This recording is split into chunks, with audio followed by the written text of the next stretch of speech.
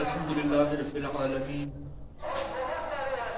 والصلاة والسلام علی سید الانبیاء والمرسلین اما بعد قال اللہ تبارک و تعالی فی الکلام المجید اعوذ باللہ من الشیطان الرجیم بسم اللہ الرحمن الرحیم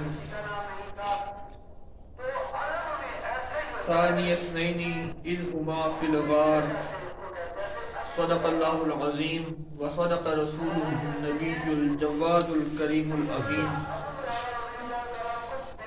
قال اللہ تبارک و تعالی فی شان حبیبہ ان اللہ وملائکتہ یصلون علی النبی یا ایھا الذین آمنوا صلوا علیہ وسلموا تسلیما بابا سے بلند پاک کا نذرانہ پیش کیجئے الصلاۃ والسلام علیک یا رسول اللہ وعلی آلک وصحبہ یا سیدی یا حبیب اللہ الصلاۃ والسلام علیک یا سیدی یا رحمۃ للعالمین وعلی آلک واصحابک یا خاتم النبیین۔ اللہ جل شانہ کا جتنا شکر ادا کیا جائے کم ہے۔ اس نے اشرف المخلوقات پیدا کیا، پھر اشرف المخلوقات میں اپنے سب سے محبوب نبی حضرت محمد مصطفیٰ احمد مصطفیٰ صلی اللہ علیہ وآلہ وسلم کے امت میں آپ کے غلاموں میں پیدا فرمایا۔ اللہ جل شانہ کی بارگاہ میں دعا ہے جو آیت مقدسہ کا حصہ آپ کے سامنے تلاوت کرنے کا شرف حاصل کیا ہے، اسی کا مفہوم صحیح معنوں میں عرض کرنے کی ہم سب کو سمجھ کر عمل کرنے کی توفیق عطا فرمائے۔ رب کائنات نے خدا نے عظیم الشان میں ارشاد فرمایا، سورۃ توبہ میں فرمایا ثانی اثنین اذ ہما فی الغار، کہ دو میں سے دوسرا جب وہ دونوں غار میں تھے۔ جو لوگ مسلمان ہیں یا غیر مسلم بھی جو تاریخ اسلام کا مطالعہ کرتے ہیں، تاریخ کو پڑھنے کا جاننے کا شوق رکھتے ہیں، وہ یہ غار والا واقعہ جانتے ہیں۔ غار میں ایک ذات آقا کریم صلی اللہ علیہ وآلہ وسلم کی ذات گرامی تھی، اور دوسرا بندہ کہ جس کے بارے میں اللہ نے فرمایا ثانی اثنین، دونوں میں سے دوسرا بندہ جس کا اللہ رب العالمین نے قرآن میں تذکرہ فرمایا، حضرت سیدنا ابو بکر صدیق رضی اللہ تعالیٰ عنہ سے۔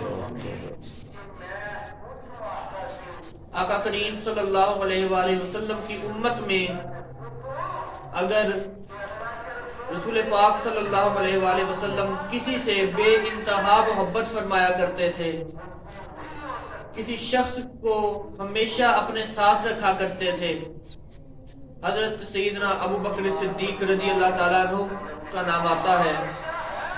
حضرت ابو بکر صدیق رضی اللہ تعالیٰ عنہ محبوب کریم صلی اللہ علیہ وآلہ وسلم سے عمر میں تقریباً 2.5 سال چھوٹے تھے۔ اللہ کے پیارے نبی صلی اللہ علیہ وآلہ وسلم کی ولادت باسعادت عام الفیل میں ہوئی، ہاتھیوں والا سال۔ ہاتھیوں والا سال سب کو مشہور ہے، سب کو پتا ہے۔ جب ابرہہ بادشاہ نے خانہ کعبہ پر حملے کا ارادہ کیا، اللہ رب العالمین نے اپنی قدرت کاملہ کے تحت ابابیلوں کے ذریعے اس کی ہاتھیوں کی فوج کو مروا دیا۔ نبی پاک صلی اللہ علیہ وآلہ وسلم کی ولادت اسی سال میں ہوئی۔ حضرت ابو بکر صدیق رضی اللہ تعالیٰ عنہ رسول پاک صلی اللہ علیہ وآلہ وسلم کی ولادت کے تقریباً 2.5 سال بعد پیدا ہوئے۔ روایات میں مختلف روایات ملتی ہیں۔ ایک روایت میں آتا ہے کہ والدین نے، آپ کے والد صاحب کا نام حضرت ابو قحافہ رضی اللہ تعالیٰ عنہ، ایک روایت میں آتا ہے والدین نے آپ کا نام عبداللہ رکھا، دوسری روایت میں آتا ہے والدین نے آپ کا نام عبدالکعبہ رکھا۔ حضرت ابو بکر صدیق رضی اللہ تعالیٰ عنہ آپ کا وہ شجرہ ہے، آپ کی وہ ذات ہے کہ جن کی 4 نسلوں کو صحابی رسول ہونے کا شرف حاصل ہے۔ حضرت ابو بکر صدیق رضی اللہ تعالیٰ عنہ کی 4 نسلوں کو صحابی ہونے کا شرف حاصل ہے۔ آپ خود بھی صحابی تھے، آپ کے والد گرامی حضرت ابو قحافہ بھی صحابی تھے، آپ کے بیٹے بھی صحابی تھے، اور آپ کے پوتے نواسے بھی صحابی تھے. یہ واحد صحابی ہیں کہ جن کی 4 نسلوں کو شرف صحابیت حاصل ہے. اور حضرت ابو بکر صدیق رضی اللہ تعالیٰ عنہ ہی واحد صحابی ہیں کہ جن کے صحابی ہونے کی گواہی قرآن میں موجود ہے. اللہ رب العالمین نے خود آقا کریم صلی اللہ علیہ وآلہ وسلم کو قرآن مجید میں لصاحبی کہ آپ کا صحابی حضرت ابو بکر صدیق رضی اللہ تعالیٰ عنہ کے لیے اللہ رب العالمین نے صحابی کا لفظ استعمال کیا. آقا کریم صلی اللہ علیہ وآلہ وسلم نے جتنے انعامات جتنے احسانات حضرت ابو بکر صدیق رضی اللہ تعالیٰ عنہ پر فرمائے، جتنے فضائل حضرت ابو بکر صدیق رضی اللہ تعالیٰ عنہ کے لیے بیان فرمائے، اتنے اس امت میں اور دوسرے کسی کے لیے نہیں فرمائے. ایک روایت میں آتا ہے اللہ کے محبوب نبی صلی اللہ علیہ وآلہ وسلم نے مسجد نبوی شریف میں، مدینہ المنورہ میں مسجد نبوی شریف میں نماز فجر ادا فرمائی. صحابہ اکرام کی جماعت موجود تھی. نماز فجر ادا فرمائی. نماز فجر ادا فرمانے کے بعد رسول پاک صلی اللہ علیہ وآلہ وسلم نے سلام پھیرا، دعا مانگی. دعا مانگنے کے بعد اللہ کے محبوب نبی صلی اللہ علیہ وآلہ وسلم نے فرمایا کیا اس جماعت میں کوئی ایسا بندہ بھی ہے جس نے آج روزہ رکھا ہو؟ حضرت عمر فاروق رضی اللہ تعالیٰ عنہ نے عرض کی حضور میرا ارادہ تو تھا کہ میں آج روزہ رکھتا، لیکن صبح میں نے اپنا ارادہ موقوف کر دیا. رسول پاک صلی اللہ علیہ وآلہ وسلم نے پھر فرمایا کیا کوئی ایسا بندہ ہے اس جماعت میں جس نے آج روزہ رکھا ہو؟ حضرت ابو بکر صدیق رضی اللہ تعالیٰ عنہ نے عرض کی حضور میرے ماں باپ آپ پر قربان، حضور میں نہ بتاتا، لیکن روزہ رکھنے کی ترغیب بھی آپ ہی نے دلائی ہے. آپ نے ہی اس قابل بنایا کہ روزہ رکھ کے اللہ رب العالمین کی رضا حاصل کی جائے، اور اب پوچھ بھی آپ خود ہی رہے ہیں اس لیے میں بتا رہا ہوں. ورنہ نفلی روزہ تھا میں بالکل ظاہر نہ کرتا، خاموشی کے ساتھ اپنا دن گزار لیتا، افطار کے وقت افطار کر لیتا، مغرب کے وقت. لیکن آپ پوچھ رہے ہیں اس لیے میں عرض کرتا ہوں حضور میں نے روزہ رکھا ہے. رسول پاک صلی اللہ علیہ وآلہ وسلم نے تبسم فرمایا، پھر سوال فرمایا، دوسرا سوال فرمایا کیا آج کسی نے کسی مریض کی تیمارداری کی ہے؟ کیا کوئی بندہ آج کسی مریض کی عیادت کے لیے گیا ہے؟ حضرت عمر فاروق رضی اللہ تعالیٰ عنہ نے پھر عرض کی حضور ابھی تو نماز فجر پڑی ہے، ابھی نکلیں گے باہر، دیکھیں گے اگر کوئی بھائی ہمارا صحابی دوست ہماری جماعت کا بندہ جو بیمار ہوا پھر اس کی عیادت کے لیے جائیں گے، ضرور جائیں گے. رسول پاک صلی اللہ علیہ وآلہ وسلم نے پھر فرمایا کیا کوئی ایسا بندہ موجود ہے جس نے کسی بیمار کی تیمارداری کی ہو؟ حضرت ابو بکر صدیق رضی اللہ تعالیٰ عنہ نے ہاتھ باندھ کے عرض کی حضور میں نے تیمارداری کی ہے. حضرت عمر فاروق رضی اللہ تعالیٰ عنہ نے عرض کی بھائی جان ابھی نماز فجر ادا کی ہے، آپ نے کس وقت تیمارداری کر لی؟ حضرت ابو بکر صدیق رضی اللہ تعالیٰ عنہ نے ارشاد فرمایا 2 سے 3 دن گزر گئے، میں نے دیکھا حضرت عبد الرحمن ابن عوف رضی اللہ تعالیٰ عنہ نماز کے لیے نہیں آ رہے ہیں، مجھے خبر ملی بیمار ہیں. صبح جب میں سنتیں پڑھ کے سنتیں ادا کر کے گھر سے نکلنے لگا تو چونکہ وہ میرے دوست ہیں اور مجھے پتا ہے کہ وہ رات کو جلدی سو جاتے ہیں، بیمار ہو یا نہ ہو تہجد کی نماز لازمی ادا کرتے ہیں، مجھے یقین تھا بھروسہ تھا کہ وہ آج بھی تہجد کے لیے اٹھے ہوں گے، تو میں ان کے گھر چلا گیا اور وہ حقیقتاً تہجد کے لیے جاگ رہے تھے. میں ان کی عیادت کر کے تیمارداری کر کے مسجد نبوی شریف میں نماز پڑھنے حاضر ہوا. رسول پاک صلی اللہ علیہ وآلہ وسلم نے پھر تیسرا سوال ارشاد فرمایا کیا آج کسی نے نماز جنازہ ادا کی ہے؟ حضرت عمر فاروق رضی اللہ تعالیٰ عنہ نے عرض کیا حضور کل تو مدینے میں کوئی فوت ہی نہیں ہوا، ہم کس کی نماز جنازہ پڑھیں گے؟ رسول پاک صلی اللہ علیہ وآلہ وسلم نے تبسم فرمایا اور آنکھوں سے اپنے آنکھوں سے حضرت عمر فاروق رضی اللہ تعالیٰ عنہ کو دیکھا جیسے کہہ رہے ہو کہ یار 2 منٹ کے لیے صبر تو کر جاؤ، دیکھو تو صحیح ہوتا کیا ہے. رسول پاک صلی اللہ علیہ وآلہ وسلم نے پھر پوچھا کیا کسی بندے نے آج جنازہ پڑھا ہے؟ حضرت ابو بکر صدیق رضی اللہ تعالیٰ عنہ نے عرض کی حضور میں نے جنازہ پڑھا ہے. حضرت عمر فاروق رضی اللہ تعالیٰ عنہ نے پوچھا کہ بھائی جان مدینہ شہر میں کوئی فوت ہی نہیں ہوا، آپ نے کس کا باہر کا بیرونی دروازہ ہے ادھر ایک جنازہ گزر رہا تھا، وہ جنت البقیع کی طرف جا رہے تھے، میرا وضو تھا، سنتیں پڑھ کے نکلا تھا، میں نے سوچا چلو یہ بھی نیکی کماتا چلوں، میں اس جنازے میں شامل ہو گیا، جنازہ پڑھ کے آ رہا ہوں. رسول پاک صلی اللہ علیہ وآلہ وسلم مسکرا دیے، پھر فرمایا کیا کوئی ایسا بندہ موجود ہے جس نے کسی مسکین کو آج کے دن میں روٹی کھلائی ہو، حضرت عمر فاروق رضی اللہ تعالیٰ نے کچھ نہیں بولا. روایت میں آتا ہے آدھی آنکھوں سے، جس طرح ہم دیکھتے ہیں ٹیڑھی آنکھ کے ساتھ، آدھی آنکھوں سے روایت میں آتا ہے حضرت عمر فاروق رضی اللہ تعالیٰ عنہ آدھی آنکھوں کے ساتھ حضرت ابو بکر صدیق کی طرف دیکھنا شروع ہو گئے، جیسے دل ہی دل میں کہہ رہے ہیں کہ بولیں اب اس کا بھی جواب آپ ہی کے پاس ہوگا. حضرت ابو بکر صدیق رضی اللہ تعالیٰ عنہ نے عرض کی حضور میں نے مسکین کو روٹی کھلائی ہے. تمام صحابہ کرام حیران ہو کے دیکھا کہ روزہ رکھا ابو بکر صدیق نے رکھا، مریض کی تیمارداری ابو بکر صدیق نے کی، جنازے میں شرکت ابو بکر صدیق نے کی، پھر مسکین کو روٹی بھی ابو بکر صدیق نے کھلائی. ابھی سورج بھی نہیں نکلا اور نیکیوں پہ نیکیوں کے انبار لگتے جا رہے ہیں. رسول پاک صلی اللہ علیہ وآلہ وسلم نے پوچھا کس طرح تم نے مسکین کو روٹی کھلائی؟ عرض کی حضور میں جب تہجد پڑھنے کے لیے اٹھا تو میرا چھوٹا بیٹا اس کی بھی آنکھ کھل گئی، اس کو بھوک لگی، اس نے اپنی ماں کو کہا کہ مجھے بھوک لگی ہے. اس کی ماں نے 2 روٹیاں پکا کے، جتنی دیر میں سنتیں پڑھ رہا تھا اس کی ماں نے 2 روٹیاں پکا دی، 2 روٹیاں پکا کے اس کے آگے رکھی، وہ کھانا کھانے لگا. دروازے پر دستک ہوئی، ایک سائل نے فقیر نے صدا لگائی کہ رات سے بھوکا ہوں، کچھ کھانے کے لیے ہے تو مل جائے. سائل کو بھی پتا تھا کہ صدیق اکبر کا دروازہ ہے، یقیناً یہاں پہ سب جاگ رہے ہوں گے اور تہجد کے وقت بھی کھانا مل جائے گا. سائل نے صدا لگائی، میں نے 2 روٹیاں جو میرے بیٹے کے آگے پڑی تھی، ایک روٹی بیٹے کو دے دی اور دوسری روٹی اٹھا کے سائل کو دے دی. رسول پاک صلی اللہ علیہ وآلہ وسلم نے یہ جملہ سنا تو ارشاد فرمایا جس نے جنتی آدمی کو دیکھنا ہو ابو بکر صدیق کو دیکھ لے. ابھی دن شروع نہیں ہوا اور ماشاءاللہ نیکیوں کے انبار لگتے جا رہے ہیں. جس نے جنتی آدمی کو دیکھنا ہو وہ ابو بکر صدیق کو دیکھ لے. ایک اور روایت میں آتا ہے رسول پاک صلی اللہ علیہ وآلہ وسلم نے ارشاد فرمایا کہ میں نے اس دنیا میں تمام لوگوں کے حسن سلوک کا بدلہ عطا کر دیا ہے، کسی کا میرے اوپر کوئی احسان نہیں. جس بندے نے میری مدد کی مال کے ذریعے، جان کے ذریعے، میں نے اس کا بدلہ، اس کا صلہ، اس کا اجر، اس کا انعام اس بندے کو واپس لوٹا دیا، سوائے ابو بکر صدیق کے. صرف حضرت ابو بکر صدیق رضی اللہ تعالیٰ عنہ کی حضور نے فرمایا صرف ابو بکر صدیق کی ذات وہ ذات ہے کہ جس کے احسانات کا بدلہ میں نے نہیں دیا، کل قیامت کے دن اللہ اس کے احسانات کا بدلہ دے گا. اس کے احسانات کا بدلہ میں دنیا میں نہیں دے کے جا رہا، میں اس کے احسانات کا بدلہ کل قیامت والے دن اللہ رب العالمین دے گا.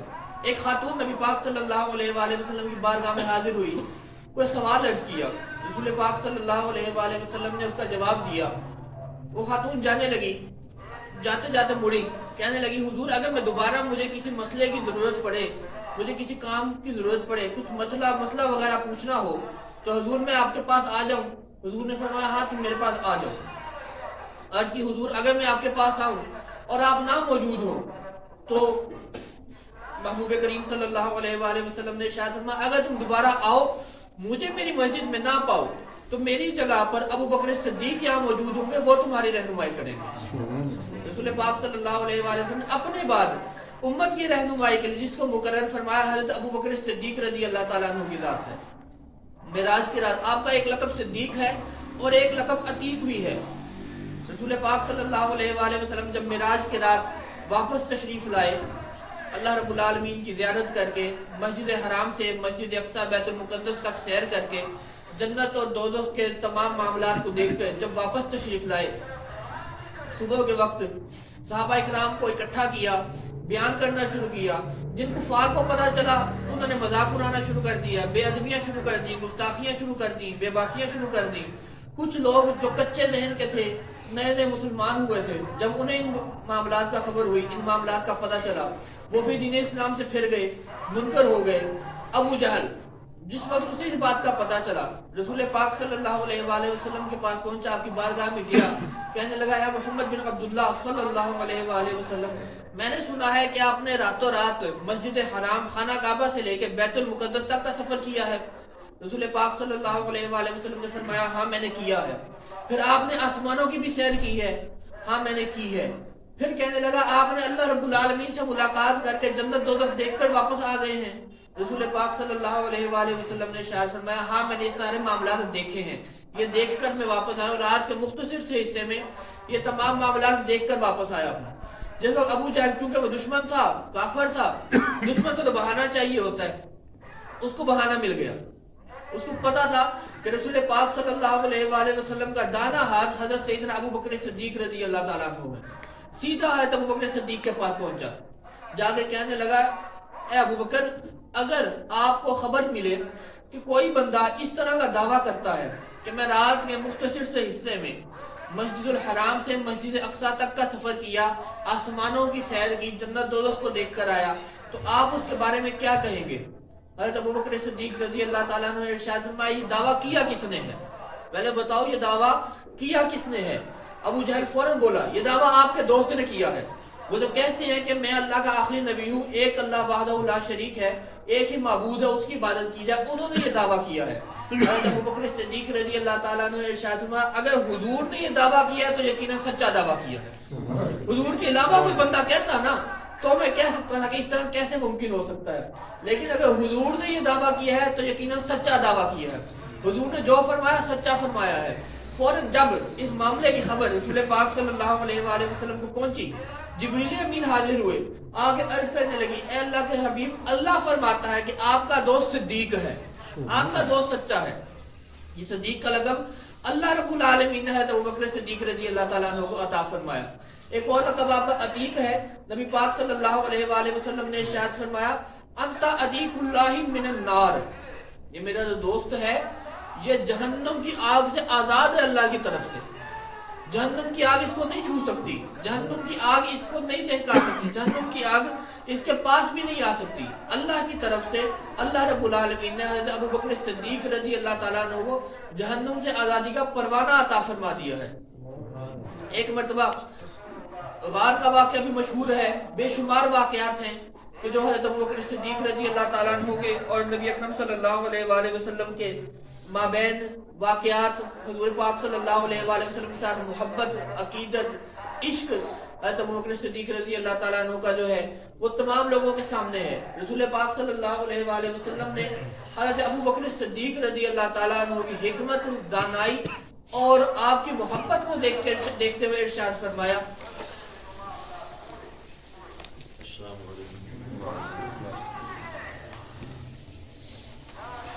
ارحم امتی بی امتی ابو بکر, کہ میری امت میں سب سے زیادہ جو رحم دل ہے, میری امت میں سب سے زیادہ جو مہربان ہے, سب سے زیادہ خوف خدا رکھنے والا ہے, وہ حضرت ابو بکر صدیق رضی اللہ تعالیٰ عنہ کی ذات ہے. میری امت میں سب سے زیادہ اللہ سے ڈرنے والا ابو بکر صدیق کی ذات گرامی ہے. ایک اور مقام پہ نبی اکرم صلی اللہ علیہ وآلہ وسلم نے ارشاد فرمایا کہ اس امت کے لیے جائز نہیں کہ مصلی امامت پر نماز پڑھانے کے لیے کسی اور بندے کو کھڑا کریں اگر اس امت میں ابو بکر جیسا موجود ہو. اس امت کے لیے جائز ہی نہیں کہ جب تک حضرت ابو بکر صدیق رضی اللہ تعالیٰ عنہ زندہ ہیں, آپ ظاہری طور پر آپ حیات میں موجود ہیں, تب تک ان کے ہوتے ہوئے کوئی اور بندہ مصلی امامت پہ کھڑے ہوئے. ایک اور اعزاز جو رسول پاک صلی اللہ علیہ وآلہ وسلم نے خاص طور پر اپنے صحابہ کرام میں حضرت ابو بکر صدیق رضی اللہ تعالیٰ عنہ کو ارشاد فرمایا, حضور نے فرمایا انت صاحبی فی الحوض, انت صاحبی علی الحوض و صاحبی فی الغار, کہ جو ابو بکر صدیق ہیں یہ غار میں بھی میرے ساتھ رہے تھے, انہوں نے غار میں بھی میرا دھیان رکھا, میرا خیال رکھا, میرے ساتھ رہے, میرا ساتھ دیا. کل قیامت کے دن حوض کوثر پر بھی یہ میرے ساتھ موجود ہوں گے. رسول پاک صلی اللہ علیہ وآلہ وسلم آپ نے ارشاد فرمایا کہ جس شخص کو حوض کوثر سے ایک قطرہ پانی پینا نصیب ہو جائے گا, اسے پھر قیامت کے بعد دنیا کب تک رہنی ہے؟ ہمیشہ تک رہنی ہے. اس کو پھر جب تک دنیا باقی رہے گی اس شخص کو پیاس نہیں لگے گی. اور جہاں رسول پاک صلی اللہ علیہ وآلہ وسلم حوض کوثر پہ پانی پلانے کے لیے موجود ہوں گے, حضرت سیدنا ابراہیم رضی اللہ تعالیٰ عنہ موجود ہوں گے, وہیں حضور نے فرمایا انت صاحبی علی الحوض, یہ حوض کوثر پر بھی میرے ساتھ موجود ہوں گے. اب جس بندے کو حضور چاہیں گے حضور پانی عطا فرمائیں گے. اگر کوئی بندہ ابو بکر صدیق سے محبت کرتا ہوگا, حضرت ابو بکر صدیق بھی حوض کوثر سے اسے پانی عطا فرمائیں گے. اللہ رب العالمین کی بارگاہ میں دعا ہے کہ ہم سب کو صحابہ اکرام کی سچی محبت عطا فرمائے. وما علینا الا البلاغ.